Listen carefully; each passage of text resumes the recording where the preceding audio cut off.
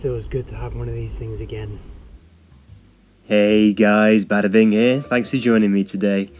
Here we go again. If you've been following this channel for a while and or have seen my Tokyo Marui M4 MWS versus GHK M4 video, you'll know that in that showdown we saw the Tokyo Marui's latest offering on top, and taking first place is my adopted AR gas blowback system of choice. However, I've found myself ordering this bad boy. Marcus at Marcus Stores, Airsoft Division, was kind enough to bring this in, just for me. He usually stocks electric guns, but made an exception for little old Bada Bing. So we're confronted by a plain cardboard box, which I'm not too upset about. Sometimes it's nice to have a low profile box without drawing too much attention with pictures of guns coating it. Let me introduce you to the M4 Mod 1 Key Mod Edition by GHK. Jumping right in, the rifle is surrounded by that awful polystyrene that gets everywhere. Along with the M4, inside you'll find a basic manual, speed loader and a G5 mag. Now the rifle itself.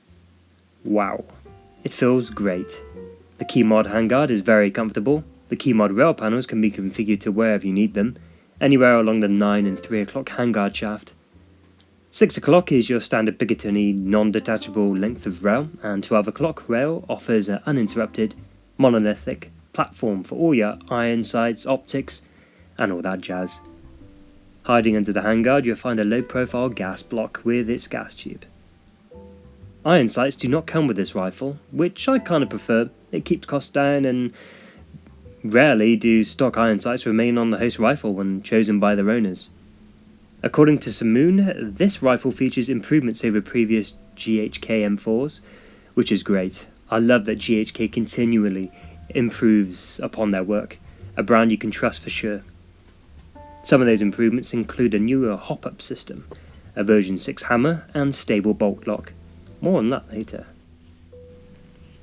Field stripping at first is tricky. The rear pin just doesn't want to come out. This is normal, and over time it'll get looser. Taking a look at the internals, I immediately see everything is bone dry. I'll take some GHK or lube to it in a bit. The bolt carrier looks a shade greener than my old M4. Texture feels a little rough, but overall it feels like a decent chunk of steel. I can't tell any differences in the hammer, but it could be increased strength for the materials. The rest of the FCG looks great, obviously realistic. Nice one, GHK. From the outside, nothing looks different about the hop-up. As long as it works, who cares, right? Apart from the different rail, it looks exactly the same as my old M4. Sweet. Firing this rifle is great. For some reason it feels so much better than the old one. I don't know why. But I guess it could be because the last time I handled it was during the winter. Even then, using Newprol 4.0 black gas left a lot to be desired. I had the dream that they'd make an M4 as good as their G5, and when it came out, I expected the same shooting characteristics. It just didn't deliver. It had nice recoil, but too weak to sustain the same momentum. This Mod 1 fires just like the G5 I had, as if the bolt is reciprocated by the hot gases channeled by the gas tube. The gun runs well, and on empty the bolt drives backward like an arrow, hitting your shoulder and locks itself into you. Boom, that's what gas blowback rifles are all about. Yeah, this thing it runs really good. I mean, we are at the tail end of summer right now, and winter is coming.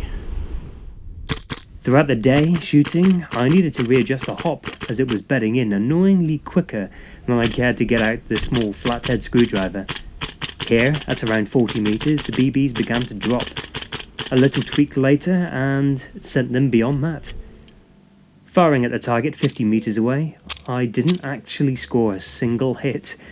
Using threes, I merely covered the immediate area around the target. I'm not bothered, the BBs made it there anyway. Wind was just a little too choppy. Using this rifle at night with night vision is more complex than an electric gun for sure. Not only for its limited capacity, but lower temperatures that go with the territory when the sun goes down, which of course can cause impact shift. Although, with CO2 magazines being widely available, along with other higher pressure gases for standard magazines, I'm confident this rifle can take good care of you in light, low light, and no light.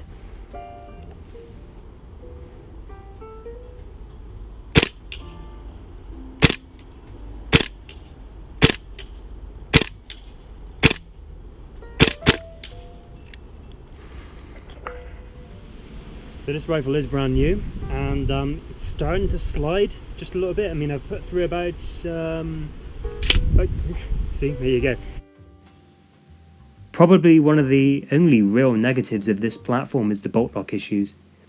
The softer steel bolt becoming worn over the course of a few hundred rounds. It's not exactly a total deal breaker, just an unfortunate quirk of the operating system. I performed the modification to the bolt catch spring to enable the bolt lock pin to sit higher in order to plant more surface area on the carrier anchor point.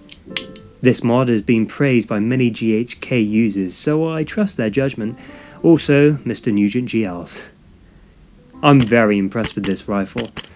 I've rediscovered GHK's brilliance in gun making, not only crafting it as realistic as they could, but also making it an outstandingly reliable system which can be pulled out from a box, gassed up, and go.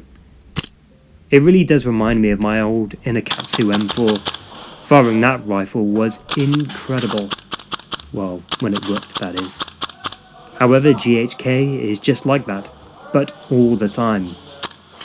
Those seal trades though, ugh.